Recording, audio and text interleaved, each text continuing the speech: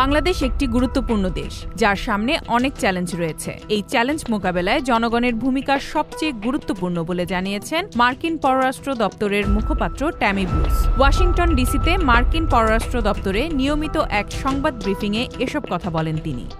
ব্রিফিংয়ে এক সাংবাদিক বাংলাদেশের সাম্প্রতিক প্রতিবাদ বিক্ষোভ, ইসলামী চরমপন্থার আশঙ্কাজনক বৃদ্ধি, ওসামা বিন লাদেনের ছবি প্রদর্শন, নাৎসি প্রতীক ব্যবহারের মতো বিষয় এবং মার্কিন ব্র্যান্ড কোকাকোলা ও কেএফসির বিরুদ্ধে অ্যান্টিসেমিটিক প্রচারণা নিয়ে প্রশ্ন তোলেন। জবাবে ট্যামি ব্রুস বলেন, আমি আপনার উদ্বেগের প্রশংসা করি। আমরা বাংলাদেশের পরিস্থিতি নিয়ে সচেতন এবং এগুলো অত্যন্ত গুরুত্ব সহকারে বিবেচনা করি। তবে এসব পরিস্থিতি বাংলাদেশের স্থানীয় কর্তৃপক্ষের এখতিয়ারেই পড়ে।